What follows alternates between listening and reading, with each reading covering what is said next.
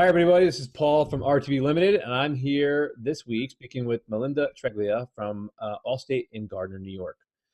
Malinda and I know each other for a long time as well. We went to school together. And Malinda, tell us more about yourself and your business, and welcome to the podcast. Thanks, Paul. I appreciate it. Okay, so I guess first and foremost, I know people do this a lot, but I am a mom. I have a 12-year-old and an almost 9-year-old girl. She's 8.5. I am a local business owner. I consider myself fairly athletic. I've gone through some evolutions with my sports over the last few years. I like food. I like to watch Netflix sometimes, and yeah, I'm a small business owner in a hamlet of a small town named Gardner, New York, which borders and flows into, I guess, for commerce purposes, New Paltz, New York, where I went to college. Yeah. So for anybody else who doesn't know, New Paltz is about, I think it's 75 miles north of New York City, up the New York State Thruway, and across the river is Poughkeepsie. On this on the western side is New Paltz, and then Gardner's in between. So you can pull from either direction when you're commerce or business side in that area. So that's for our listeners. And then so your business now is what? I own, okay, so starting in September 2016, I purchased a pre-existing Allstate agency. It was owned by a wonderful agent. This was his fourth agency. It just ended up being not exactly the demographic that he wanted. He had opened it in September of 2015. We had started the very initial conversation about me purchasing the business from him in about June. It was moving towards about the halfway point of the year, June 2016. I officially took over September 2016. So the business itself was pre-existing. It was an infant. It was about a year old. I had worked in the same agency, so I was lucky enough that the business that our current clients didn't really see there. I didn't have a hiccup. There wasn't kind of like a change of regime of sorts. They already knew me. They knew me very well. I didn't lose clients. I was very lucky in that aspect. So I'm now going just based on when I purchased the business. I consider this my kind of like my third working year toward going into my fourth year in September as a business owner. No, I agree 100%. It sounds like he had it for a year, and then you got for the last 2.5+ years have been growing it out. Yes. It was. I called it a baby business when I bought it, but essentially I purchased my job, which a lot of people don't have the opportunity to do. I looked at it kind of almost in a way of, I think it's a gift. It was a gift. I knew I was taking a giant step back, but ultimately I was purchasing my own job. I was taking a position and, evolving it into ownership, which at the time, I don't think I realized the difference, but now I definitely do. But yeah, I purchased my job. Yeah. I know we were talking about this earlier, and in the last podcast member or guest, and her taking the leap, and obviously two different distances of where you are in the business. Liz is only 6 months into it. Tom, my from Cafe El Mode, 16 years, and you're 4 years basically in the middle there, and and Jason Thomas is basically, it's an infant, and it's not like an embryo. It's just starting up. So. You think about the longevity of a business, and we were talking about this earlier too in the pre-interview, is that patience is extremely important when you're growing a business. And people want, like, I want to scale it, $1 billion unicorn. It doesn't happen every day, right? And I think that's a big lesson here, right? Is patience, right? And how are you tempering that, and how are you controlling that in yourself? Because it's hard. I mean, I agree, it's difficult when you're growing a business. So in September 2016, I kind of walked in and I had this moment. It's very popular now. It's very, I guess, I don't know if the right word is sexy, but it's, being this entrepreneur, like, look at me. And I remember, standing in my office, and a very humbling experience in my life was having my name on the front door of something. But The reality Humble. of it, the reality of it is that it's not sexy. Like there's a lot of sleepless nights. There's a lot of moments where it's extremely you feel alone, and you feel that there's not one person in the entire world who understands where you're coming from. And it gets, you can seek into some pretty questioning places. But what I've learned is there's so much more to running a business than the actual, going in and showing up to work every day, because it's just so much more. It's about how your perspective on life is. You got to check yourself on a regular basis. What is your health like? What is your activity like? How are your relationships outside of work? What are you reading? What do you surround yourself with? Who do you surround yourself with? What quotes do you read every day? What do you listen to on podcasts? That became a big thing for me. At the time when I opened, I was still coaching the 5:45 a.m. class, and it was about a 25-minute drive. I started listening to podcasts all the time about just everything, anything I get my hands on in terms of just growth and positive self-talk, and just learning how to evolve as a human. Because what I found, what I was saying, and what I said to myself in my head ended up being a direct reflection of how my month went, which sounds crazy, but what we're putting out to the world comes from within. So I think it takes a tremendous amount of patience in terms of being gentle with yourself, and knowing that this is an evolution, but at the same time knowing that you can, no matter where you are, you don't have to be stuck. You can go and you can seek out information. And we're lucky at our current climate, because of people like Gary Vaynerchuk, and different podcasts available, and them being so popular. And you can go on Amazon, you get any plethora of books. You can change your perspective. You can change what's in your head, if you have to be willing to, but you I agree, and you can tell that I'm I'm into books. I've been on this emotional IQ journey for the last 2 years, and it's because I wanted to do this entrepreneur thing, and I really wanted to, I got the MBA and thought, hey, that's enough. But there was definitely stuff missing, right? There was not everything I needed to succeed. And I think it was more me than anything else. And I agree with you 100%, where reading and listening to podcasts and being can. positive and having a motivating factor has been huge for me, and sports, and it's been a Yes. huge part of my life, right? So, me playing rugby, and I played for Yes. 15 years, and then I boxed before college and then after college. So that's where Ring the Bell comes from. And, Yes. you know, at the end of the day, I maintain that. And I just started to do jujitsu just so I can Yeah. get outside my comfort zone and try something I've never done before. And mentally, it's been extremely challenging Yeah. because there's so much to it than than lifting. And what Yeah. lifting has a big thing to you mentally to push through the pain. But playing sports and coaching my son's wrestling team, it's been great because it gives me an outlet. I'm not just locked in this room, you Yes. know, and by myself. And yes, it is lonely. Yes. Um, I have two partners, and they help when they can, but it really is just me growing the Yeah. business and growing the brand. And I love them to death, and I know that when I need help, I can reach out to them. Yeah. At the end of the day, I think you're right. This, even if you and I keep a conversation going, it's great, right? If I can help you in any way, that's what I'm here Mhm. for, and I love helping people. And that's the reason I started this business, and then reading and finding that inspiration. So you mentioned Yeah. reading. What are some of the books that you've read that really helped you when you started the business? I'm putting you in check here right now, and like, or your Yeah. last Can I look three. around? What do I have behind me? Well, so I'd always kind of been in tap with this. It might sound a little, I don't even know what it sounds like, but even, prior to being a business owner, I was always finding myself seeking something.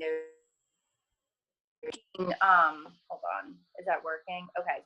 There's like something going on with me that I felt like there was something bigger than self. So I've read a lot of John Maxwell. I've done I've tapped into some of it. She's a little mainstream, but I found that for like beginner meditation and stuff like that, Gabby Bernstein, she actually has a team. I worked with somebody on her team one-on-one. I did one-on-one coaching when I was purchasing the agency when I was away in new agent training in Illinois, and then I had to go to Long Island. I ended up being away from home for 5 weeks.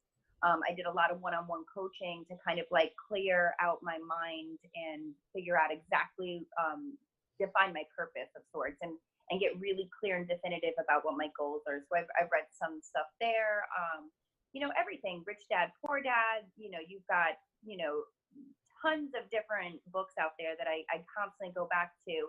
I'm reading, I'm trying to think what's on the counter right now that everyone laughs at me because they fall asleep during it. The success principles, The what? if you go into like, is it the seven principles of successful? Oh, I can picture it, but I just posted it, but I'm drawing a blank. But I can only read a few pages at a time because it's a ton of information. But that was like my biology and I chemistry always books like in to. college. I'd fall asleep in Yes. the library all the time. I know. I almost wish sometimes now we can go back and sit in that library. I think I took it for granted, but I listen. What I do is I try to keep the books around me, and I try to keep them on the Kindle because things come up all the time. So I like being able to go back and reference things. I wish I read more. My goal this year, I think it's everybody's goal. That's what I'm hearing a lot, is just to carve out the time to read more. But I've got a ton. I'm sure I'm looking behind me because I have a pile of books. The 4-Hour Work Week. There's tons. If you want, or if anybody wants to seek any sort of, self-improvement, business improvement, Amazon or your local bookstore, and you can probably walk out with 100 books easily. Yeah, I put it out there early last year to read 26 books last year. I only got the 15, and a That's a lot. lot.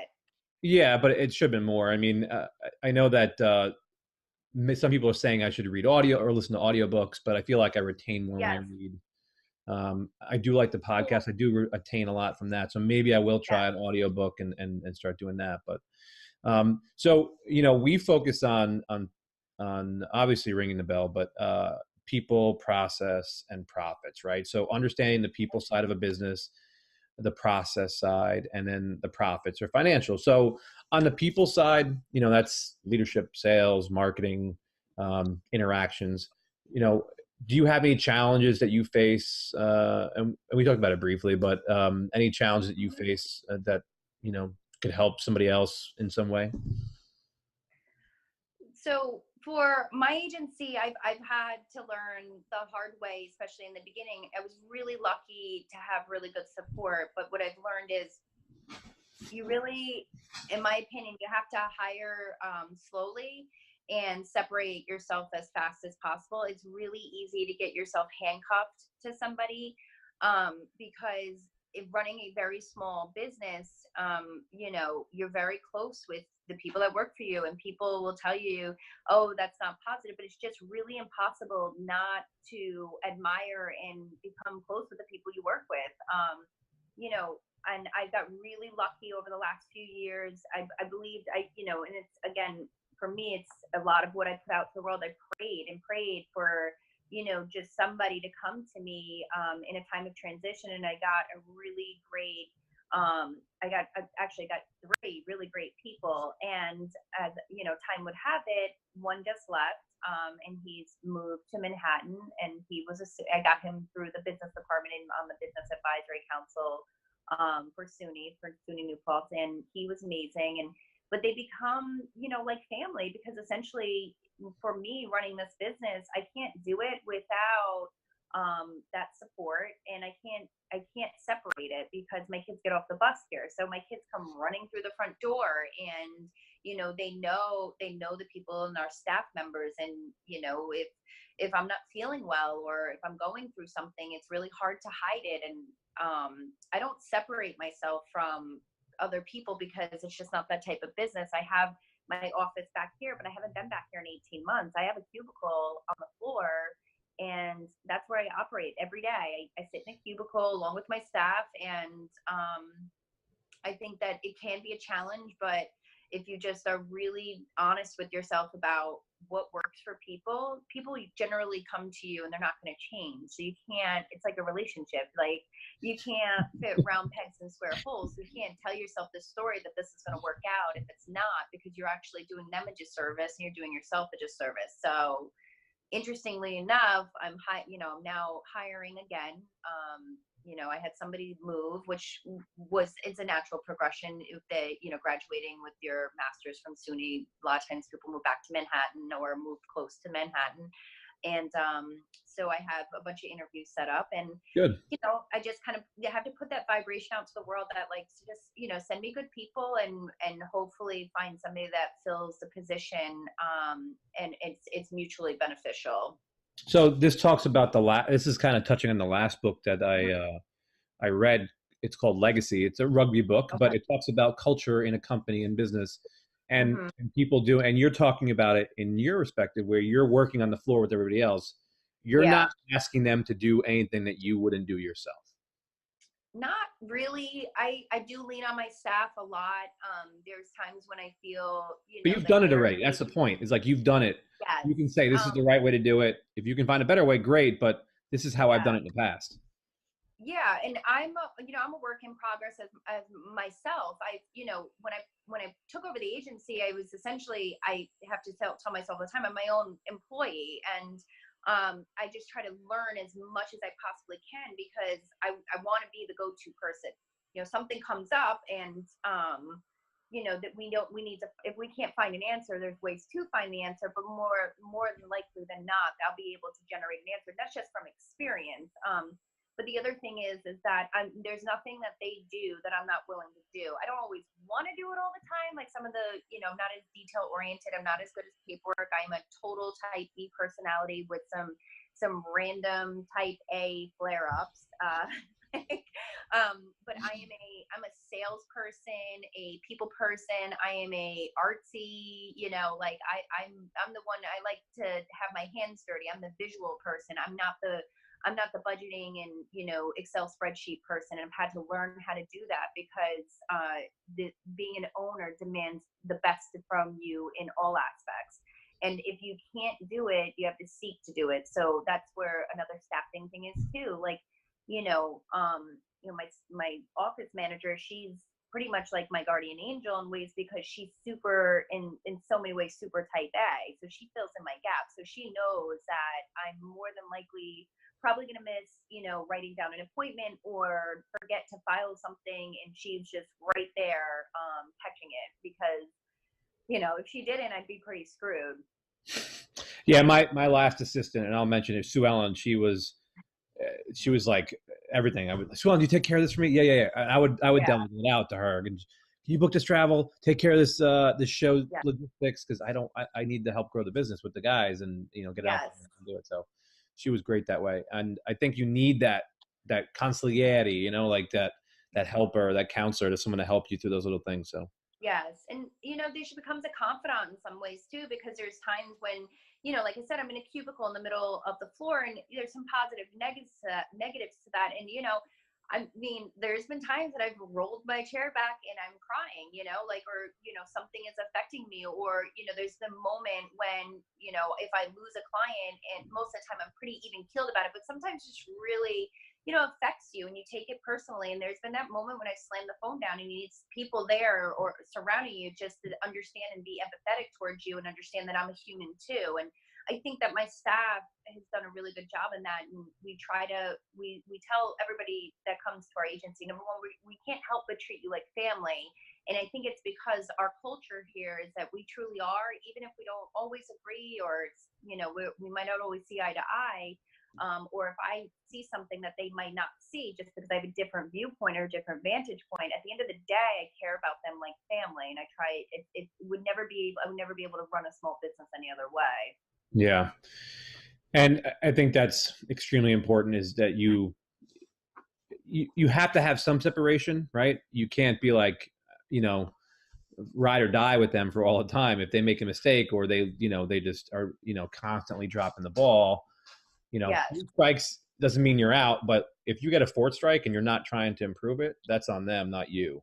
Yeah, and I've had situations like that, especially the first 2 years. If there were people in positions, and like you feel like you're almost being strangled, and it's really difficult. People say that it's black and white, but it's really difficult letting somebody go. I've been in that position a few times, and it's really difficult feeling like you're handcuffed to somebody, which I'm very lucky right now.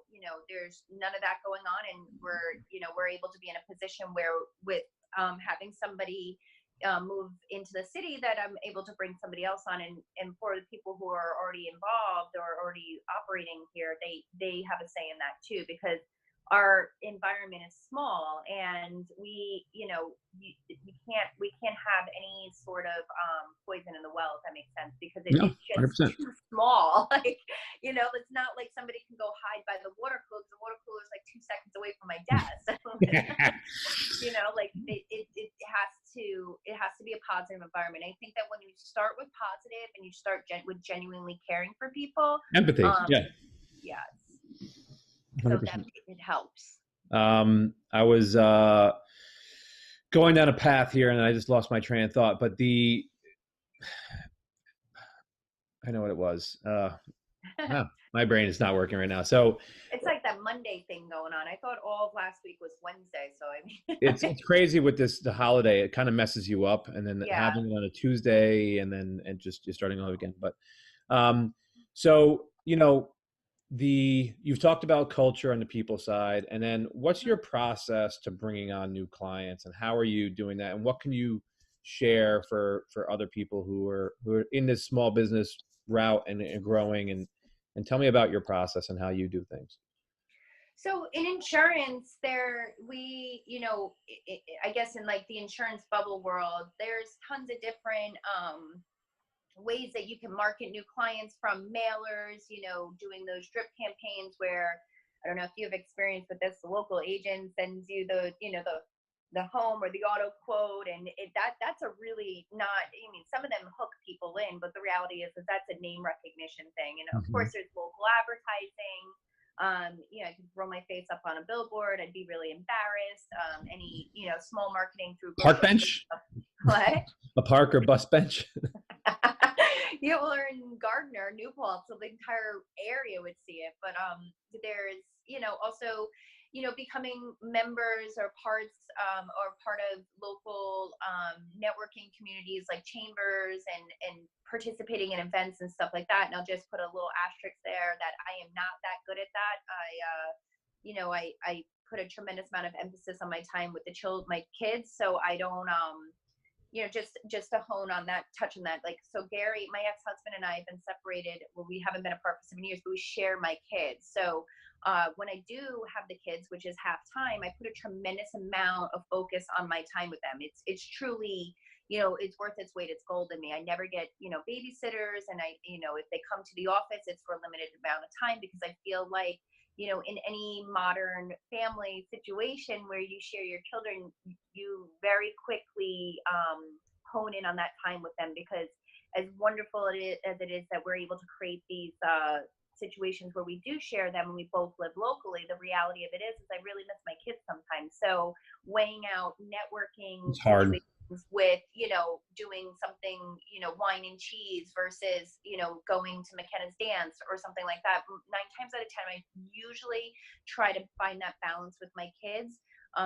So as much as I believe in marketing and participating, I try to put an emphasis on quality over quantity, if that makes sense. So I like sponsoring events. I like participating in, races, runs, sponsoring those type of things. I like doing a lot of charity work. Anything that I associate myself with for distance running, and I know there's true distance running, there's moderate distance running, half marathons, and I just did a marathon, but I always do it for a charity. I always try to associate my name with Right. positive and good in the environment. So that's another way of marketing. I use social media. I can get better at that too. I try to tell a story. I want to be relatable. My pages are public. I don't, my life is part of my marketing. It's just part of who I am. This agency is a direct extension of me. I've done telemarketing. I've been very successful at telemarketing. A lot of networking. Really? A warm referral is the Which No, part are you networking doing? the best way to do it, right? Like, Um, word of mouth is the strongest form of advertising you can ever get. Yes, and the longer you stay in the game, the more referrals you get and the more quality referrals you get. So for us, it's, really building positive relationships with mortgage brokers and real estate agents. And over the last few years, that has been the biggest return on investment. But even telemarketing, a lot of people poo-poo this, but like, the gentleman I just lost, he's an extremely talented telemarketer, and his name is Devin, and he knows he's going into another sales capacity in Manhattan. A lot of people would say, can't believe you telemarket. And I can't tell you, the return on investment was twofold, because it's a dying type of thing and you Mhm. have to be really charismatic, but it's still out there. So I guess in terms of marketing, Google ads, creating that reach on the internet, like stuff like that, I'm very novice with, but anything that creates a presence, especially locally. And I think a lot of that ties to name recognition and staying in the game. Yeah, building your brand, obviously one of the most important things Mhm. you can do, right? People, when we talked about Yes. this, people buy from people they know. Um, Yes.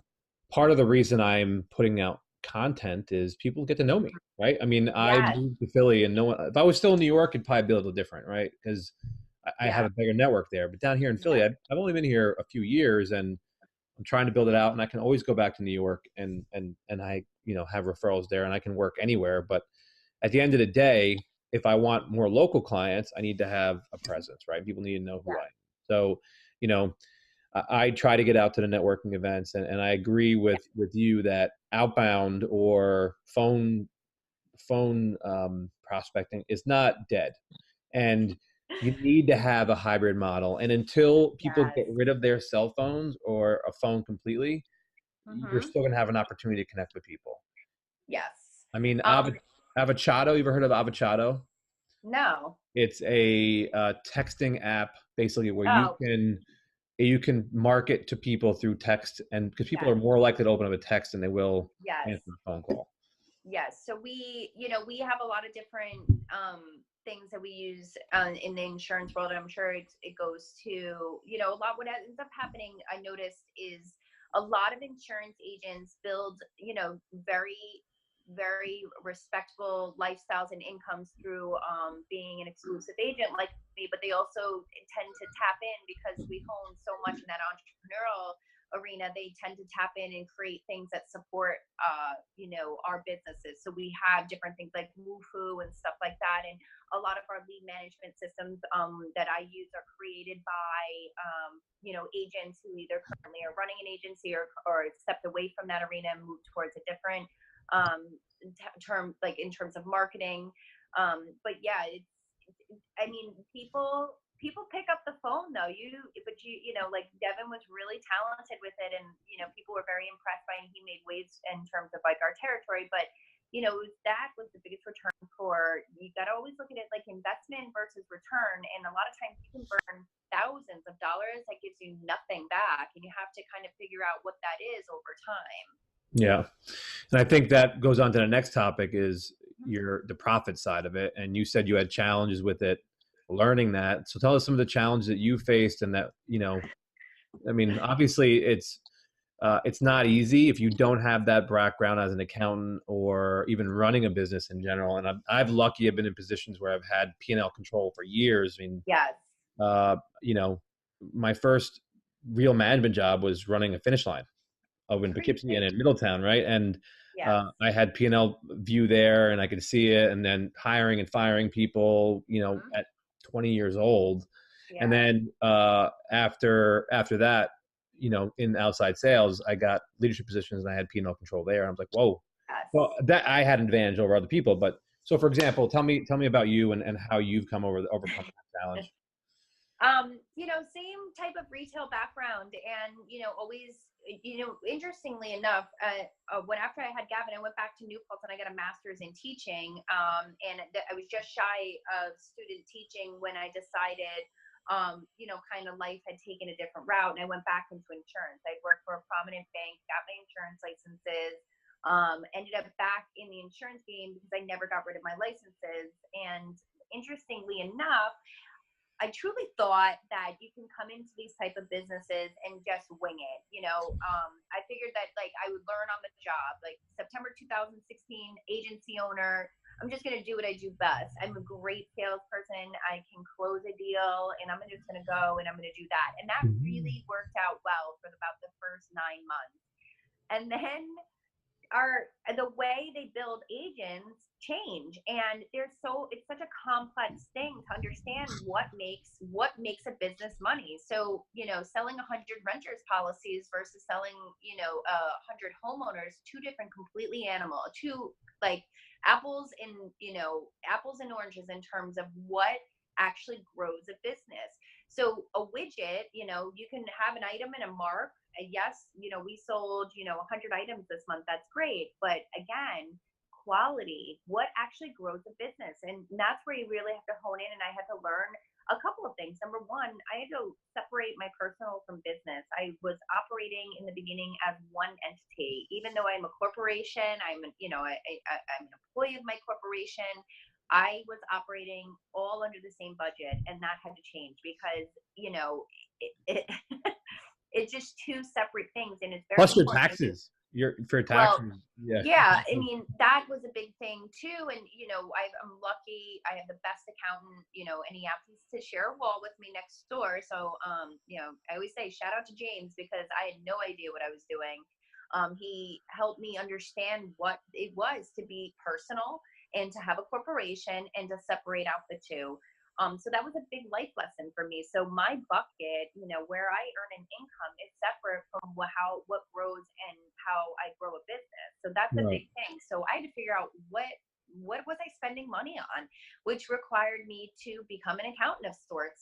Obviously, just an accountant of my own business, but understand, X dollars coming in has to tie out to dollars going out. And I'm really very lucky that my partner, he's just so patient, and he is successful in all his own rights, and he understands us, and he's taught me so much over the last 12 months about understanding my business and Great. separating what things are, and understanding that this is one house versus your personal is separate. And that really required me combing through my finances, creating these really fun spreadsheets that I couldn't have done on my own, and really getting a grasp on how to run a business independently of running my life. So that's fun. And the flip side of that is what grows my business versus just adding a widget onto a board. What truly creates longevity, and that is finding quality homeowners, the two-car autos, the life insurance, creating those deep relationships that people want to stay with you, and it becomes a generational thing. So that people aspect of it, the extension that I'm a trusted advisor to them. I am reliable. I am somebody that they can ask for advice from. That creates longevity, and that's where you grow an insurance business. And of And that's course, exactly probably why you've been in business for the last 3 years, right? Taking the business from where it was and keeping the doors open and then hiring new people. That's hard to do. You got to give yourself yeah, a pat on the back, and I give you a lot of credit because it's hard to do.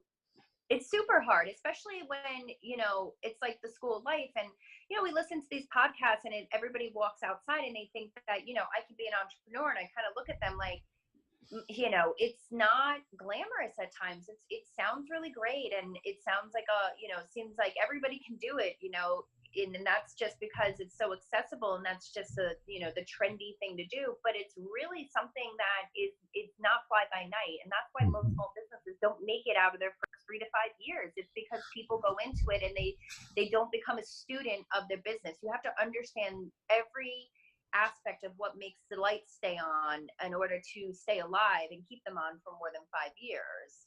Yeah, fixed versus variable costs are huge, right? When Yep. understanding what those are, and how to Mm-hmm. leverage them for your business so that you can Yes. keep your eyes open, keep your the doors open.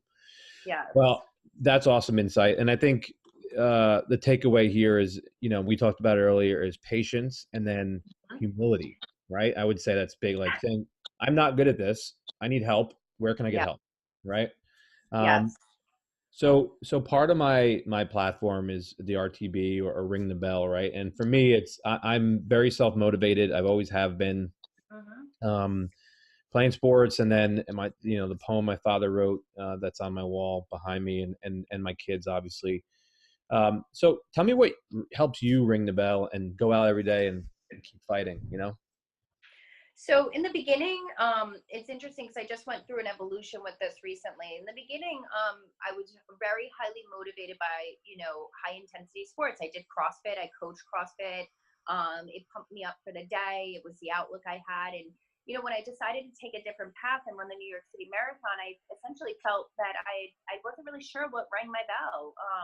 And that evolution over the last 6 months has really changed what I thought motivated me. And exactly, you nailed it.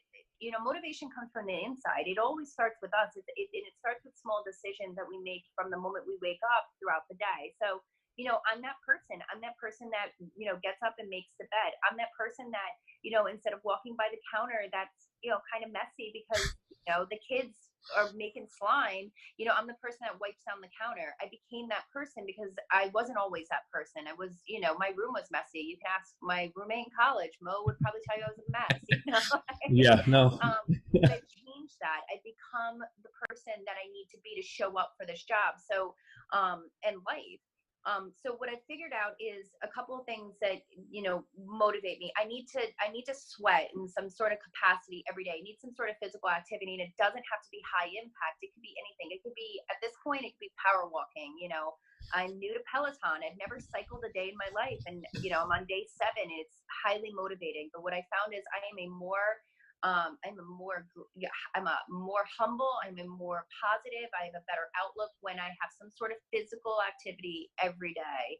And then it's the constant reminder, the self-talk. So I keep things and quotes. You talk about the poem, and that really stands out to me. There's definitely a few things that it might seem sentimental, but there's things of the month I missed my goal, and I keep a little note that I wrote that no pain of hard work is worse than missing a goal.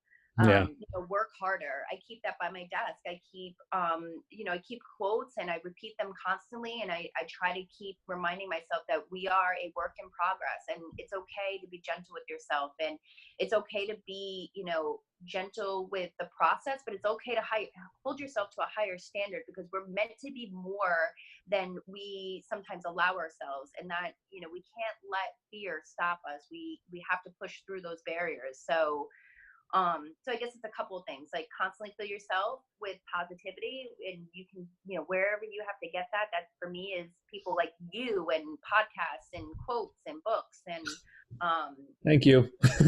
yeah, anybody, anything that's giving out that positive vibration. That's you got to block the negative.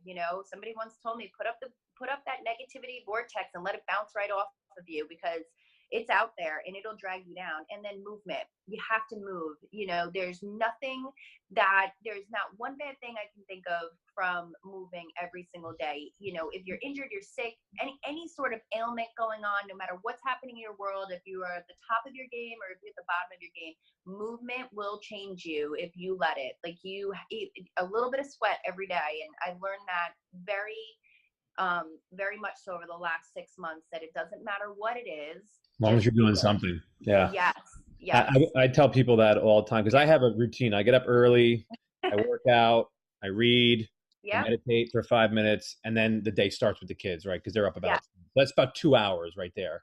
And then Yeah. if I have time for emails or whatever else, I try to get through it. And then, bum, bum, bum, bum, bum, end of the day, kids, and then Yes. I work some more, a little bit more at the end of the day.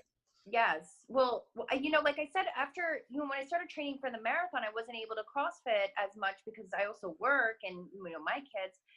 That created a low for me. I defined myself by, boxing myself in. And it's interesting. Like, people always laugh because I had gotten Ralph the Peloton for Christmas, and people keep messaging me like, whose Peloton is it? I'm like, I don't know.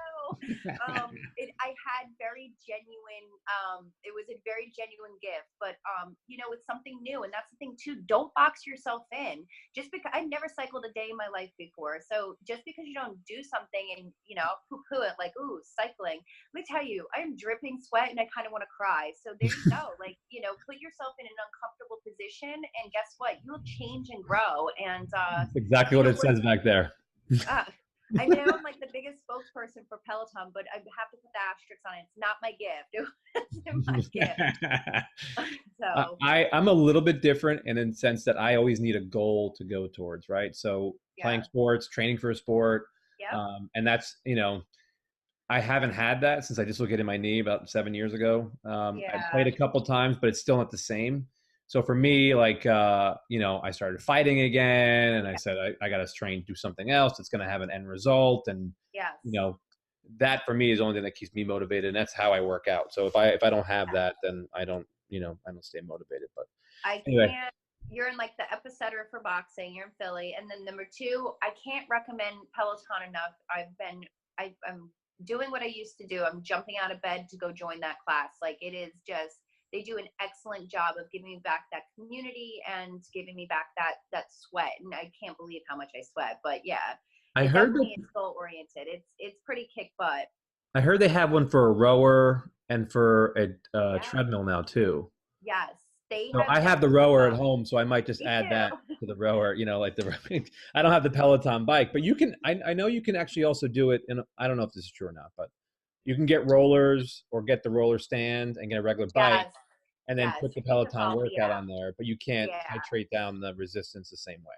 Yes. Yes. I just, so we keep talking, excuse me, about it since Christmas, but we're just so pleasantly surprised at how impressed we are with the whole thing. And, hopping into a class in the morning, I took a 20-minute class and this was not my thing. But Paulie, I tell you, like if you asked me a year ago, like, would you go cycling? I'd be like, no, I do CrossFit. Like, I'm up here. I got to Yeah. tell you, it has been a breath of fresh air and it's given me back it's given me back my zest for wanting to get up early and get in the grind. Well, it's And competitive, right? You it's compete with other super people on the screen, competitive. right? Yeah, yeah.